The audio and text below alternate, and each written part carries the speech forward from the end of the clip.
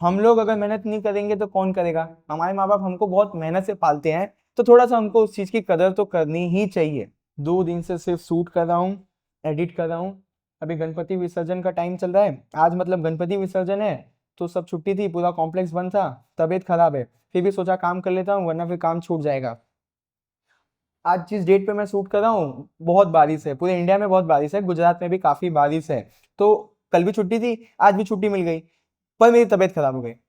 But मेरे को मौका दिखा कि अभी मैं फ्री हूँ, काम कर लेता हूँ। आज सैटरडे है, कल संडे, तो मतलब 3 दिन में मैं लगभग से लगभग आपकी हिस्ट्री का 7 चैप्टर शूट और एडिट कर लूंगा। हिस्ट्री के 3 चैप्टर हमने खत्म कर दिए हैं, अब हम पढ़ने जा रहे हैं चौथे चैप्टर को।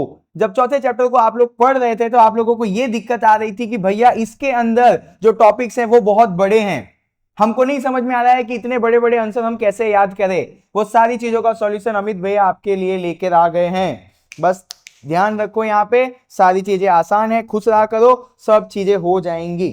इस चैप्टर के अंदर हम पढ़ने जा रहे हैं यूनिवर्सिटीज के बारे में। तो जब हम यूनिवर्सिटी के बारे में पढ़ेंगे तो उसके अंदर कुछ कॉमन लाइंस होगी जो मैं आपको अभी ही बता दे रहा हूं, आपको ये याद कर लेना है। टोटल 4 यूनिवर्सिटी हैं, उन चारों यूनिवर्सिटी के अंदर यही कॉमन लाइन लिखनी है, आपका आंसर ऑटोमेटिकली बड़ा होने लगेगा कम मेहनत के अंदर। Ancient Indian universities such as Nalanda, Takshashila, Varanasi, Vallabhi were world famous centre of knowledge and learning. इसका मीनिंग जानने की जरूरत नहीं है, बट ये लाइन याद कर लो क्योंकि काफी आसान है, आपको समझ में भी आ गई होगी। ये आपका स्टार्टिंग लाइन है।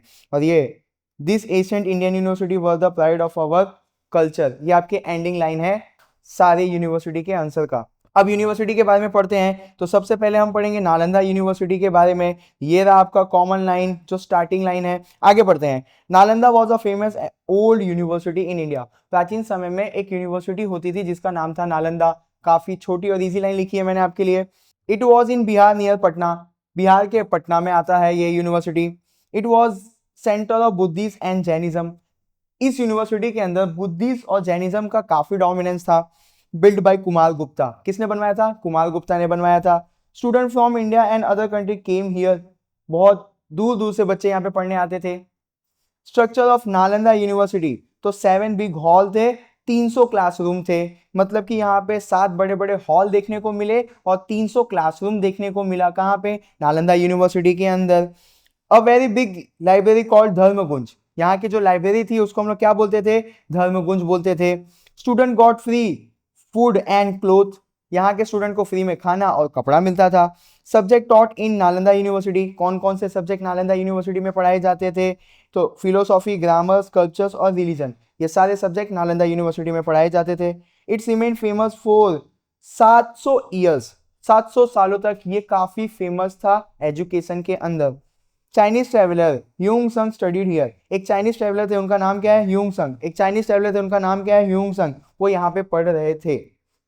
ही टुक 657 बुक टू चाइना, वो यहाँ से 657 बुक्स लेकर चाइना गए थे। ये आपका हो गया क्लोजिंग लाइन। अब आप सोचोगे कि भैया इतने स्पीड में क्यों पढ़ा रहे हो? क्योंकि इस चैप्टर के अंदर हर चीज आपको जाननी है और जानने के बाद उसको आसान तरीके से कैसे लिखें इस पे ध्यान देना होगा। तो पूरी ये नोट्स को आप एक बार देखो तो मैंने कितने आसान तरीके से इतना बड़ा आंसर आपको लिख के दे दिया। स्क्रीनशॉट ले लो या नोटबुक में लिख लो, ये लिखोगे तो भी आपको full out of full marks मिलेंगे। अब हम तक्षशिला यूनिवर्सिटी के बारे में पढ़ लेते हैं। ये आपकी पहली जो है वो कॉमन लाइन है, मैं जूम कर लेता हूं। तो तक्षशिला यूनिवर्सिटी एक पुरानी यूनिवर्सिटी है जो काफी फेमस है, ये भी कॉमन लाइन है। It was the capital of the Gandhara kingdom, Gandhara kingdom का कैपिटल है ये।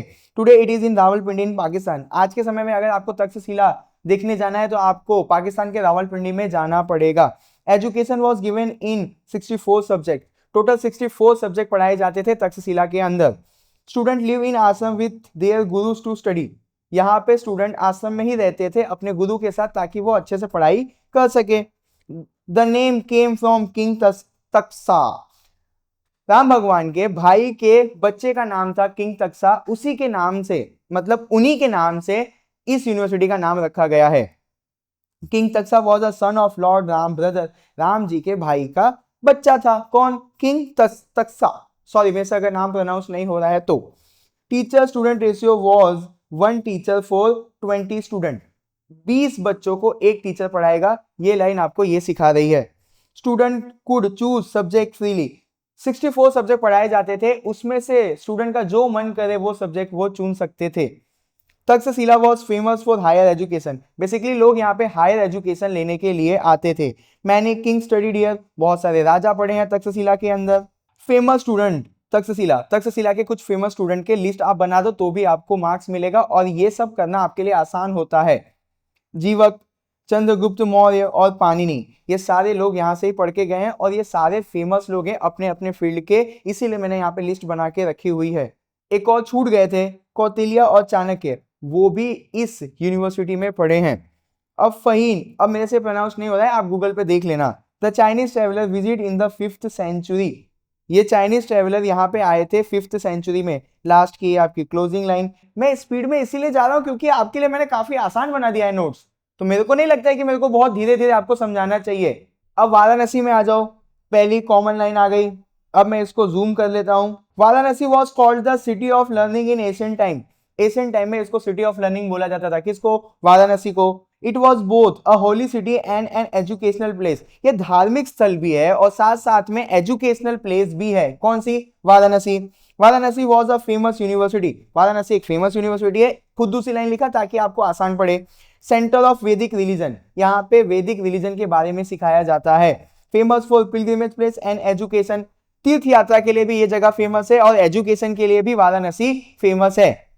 Important for Aryan culture and Upanishad, Upanishad पढ़ोगे तो आपको वाराणसी के बारे में बहुत सारी चीजें जानने को मिलेगी और आर्यन कल्चर के हिसाब से ये जगह काफी इंपॉर्टेंस रखती है।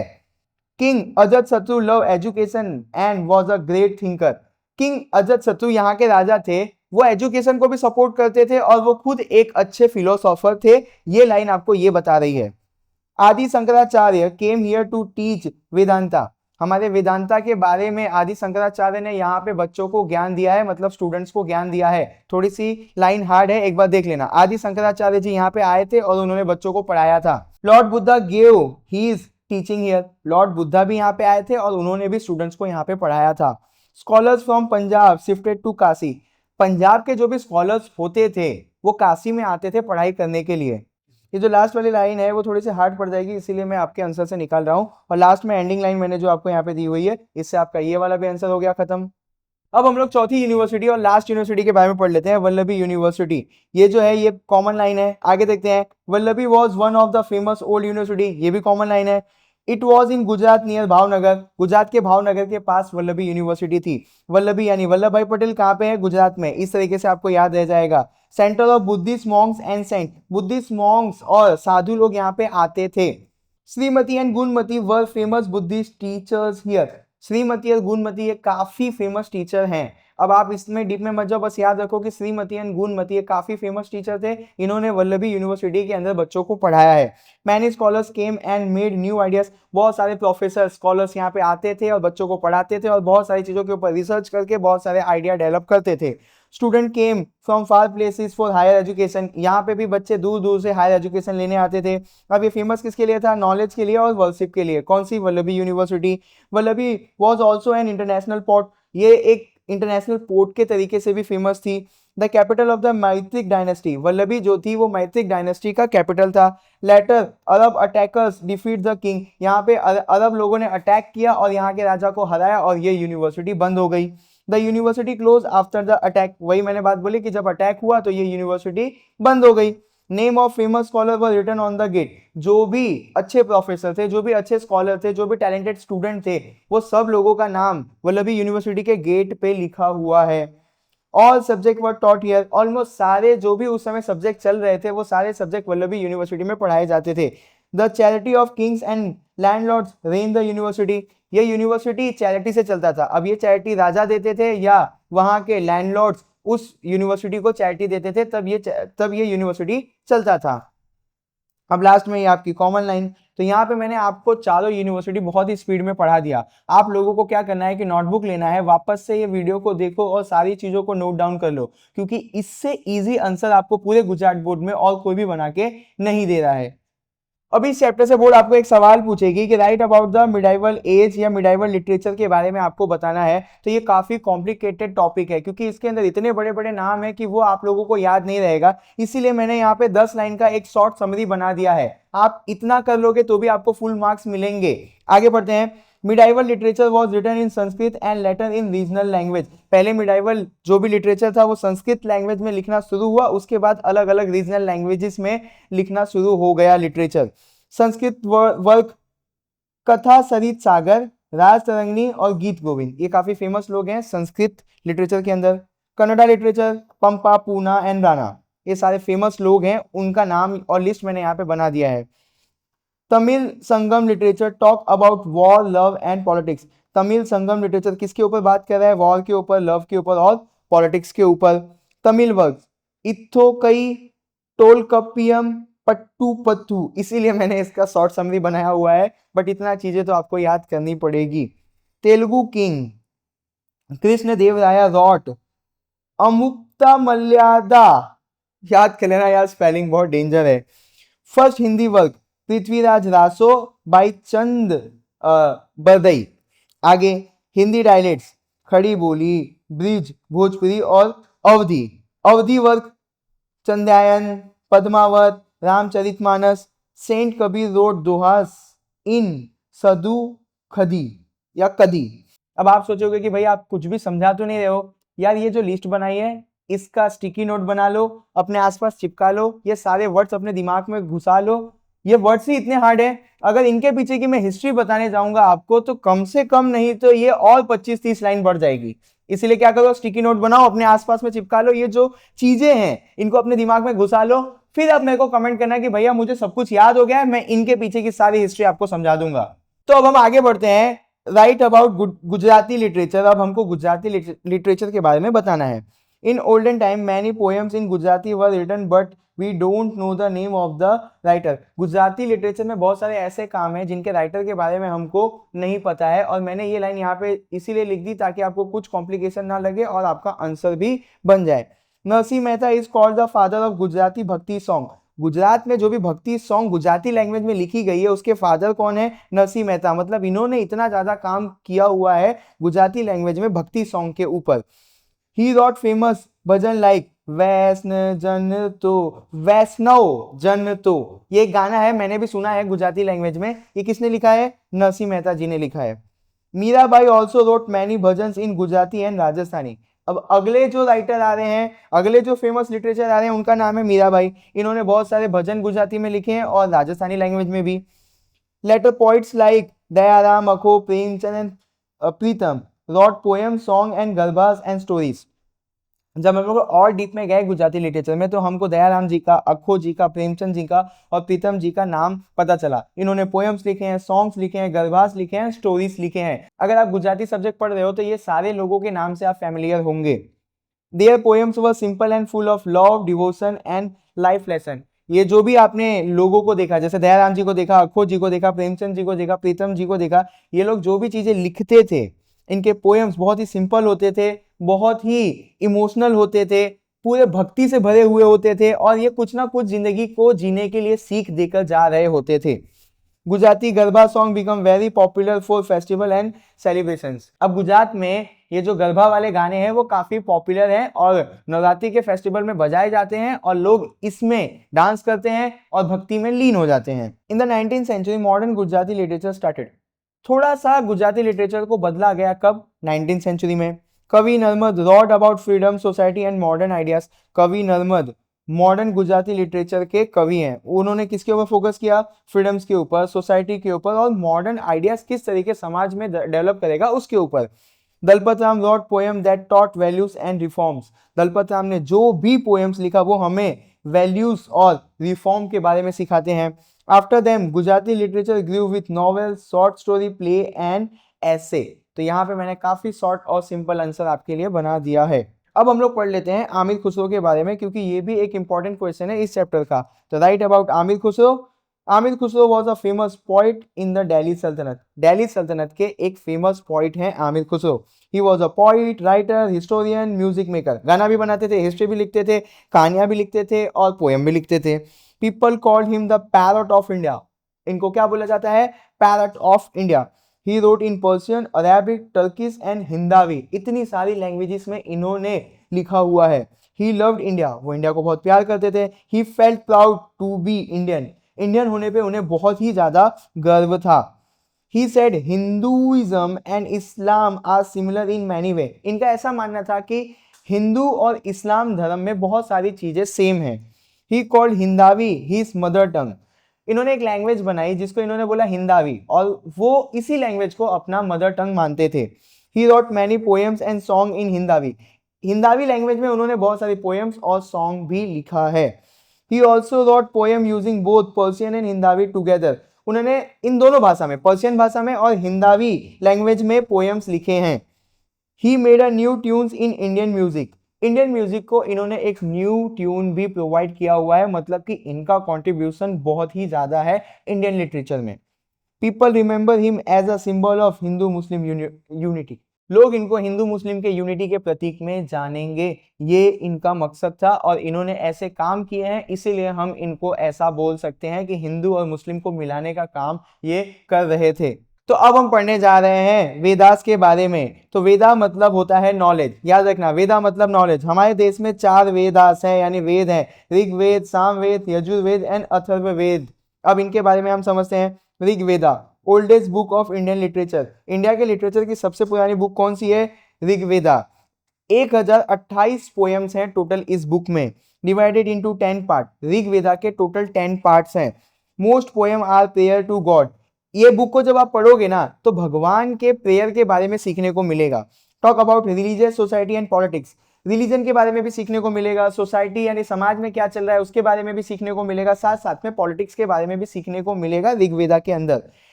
It is the base of Hindu culture and knowledge. Hindu culture के बारे में अगर आपको कुछ भी जानना है तो कौन सी बुक उठानी है? ऋग्वेदा उठाना है। अब आ गए हम लोग सामवेदा पे, यानी सामवेद पे। It is called the Veda of music and singing. किसी भी इंसान को म्यूजिक और सिंगिंग में इंटरेस्ट है तो वो कौन सी बुक उठाएगा? सामवेद उठाएगा। Teach how to sing and recite verses. गाना कैसे गाते हैं और मंत्रों का उच्चारण कैसे करते हैं, ये सारी चीजें हमें सामवेदा से सीखने को मिलती है। It's verses were use while performing yajnas. जब भी हम यज्ञ करते हैं उसके अंदर हम जो भी मंत्र बोल रहे हैं वो सारी चीजें हमने सामवेदा से सीखी है। It is the base of the Indian classical music. Indian classical music का बेस कौन सी बुक है? सामवेद।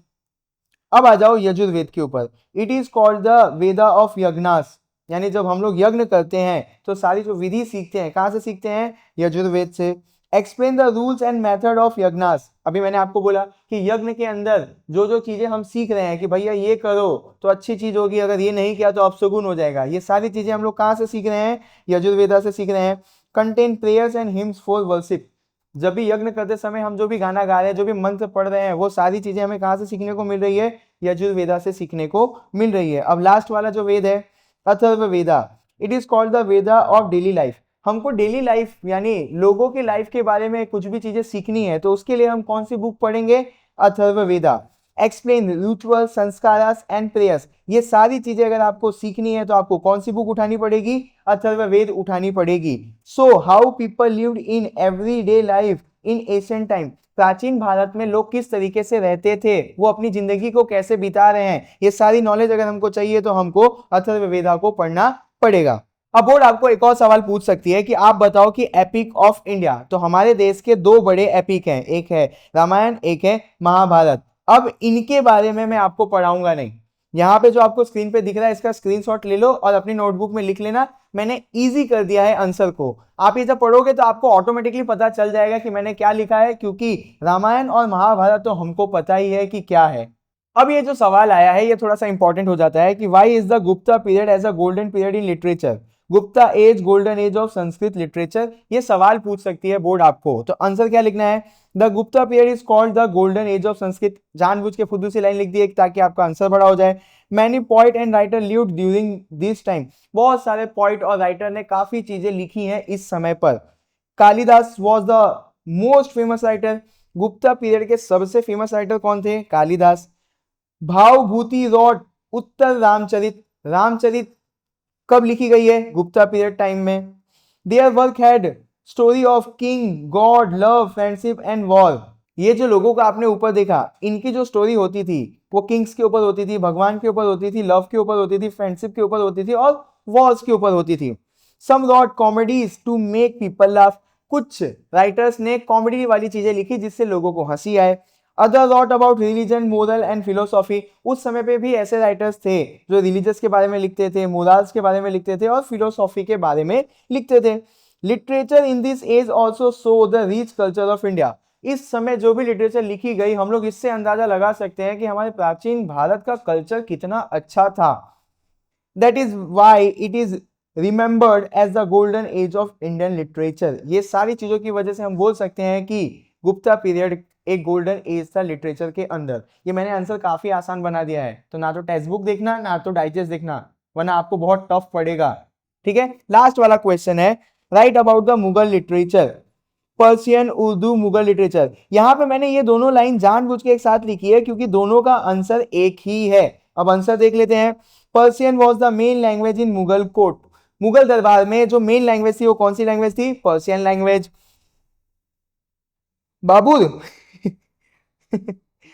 बाबुल wrote Tuzuk e Baburi in Turkish which was later change into Persian. देखो बाबर होगा ये, बाबर ने टुजुक ए बाबरी टर्किश लैंग्वेज में लिखी, बाद में वो चेंज होके पर्शियन लैंग्वेज में आ गया। मैं कुछ नहीं कर सकता, याद करना पड़ेगा।